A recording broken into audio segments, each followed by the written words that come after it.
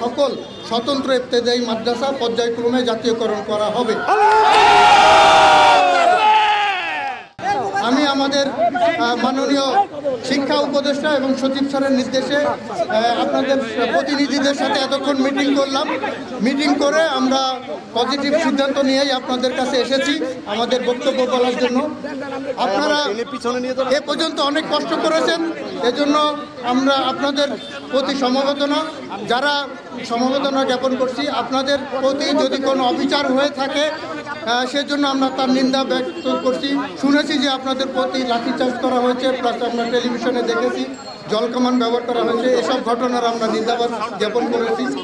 তো আপনাদের বঞ্চনার আসলে অবসান হয়েছে গত 5ই আগস্ট 2024 সাল, ঠিক আছে? আপনাদের প্রতিনিধিদের সাথে আমরা অনেকক্ষণ মিটিং করেছি। আপনাদের দাবিগুলো আমরা অনেক আগে পেয়েছি। আমরা সকল আপনাদের যে সমস্ত 6 দফা দাবি ছিল, 6 দফা দাবি সহ আমরা আরও অতিরিক্ত বেশ কিছু কাজ করেছি।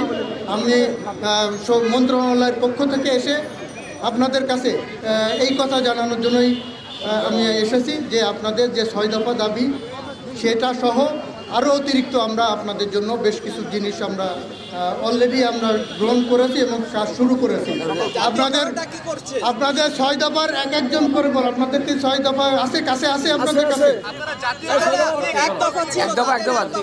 আপনাদের প্রথম দফাতে সকল প্রতিষ্ঠান জাতীয়করণের যে দাবি ছিল, আমরা সকলের সাথে আপনাদের সাথে আপনারা যে বৈষম্যের কথা তুলে ধরেছেন আমরা সকলে ঐক্যমত পোষণ করে আমরা নীতিগতভাবে একমত যে আসলে বাংলাদেশের সকল স্বতন্ত্র ইবতেদায়ী মাদ্রাসা পর্যায়ক্রমে জাতীয়করণ করা হবে। আপনাদের আরও কয়েকটি দাবি ছিল। একাডেমিক স্বীকৃতি বন্ধ আছে, সেটি আমরা এই জুন মাস 2025 সাল থেকেই চালুকরণ করা হবে। জাতীয়করণ কতদিনের মধ্যে করা হবে নির্দিষ্ট সময়? আপনাদের দাবির বাইরে আমরা যেটা ছিল না 6 দফাতে, আমরা নতুন সিদ্ধান্ত নিয়েছি যে আমরা আপনাদের সকল স্বতন্ত্র ইবতেদায়ী মাদ্রাসা যতগুলো আছে তাদেরকে পর্যায়ক্রমে এমপিওভুক্ত করা 2025 সাল থেকে শুরু করব।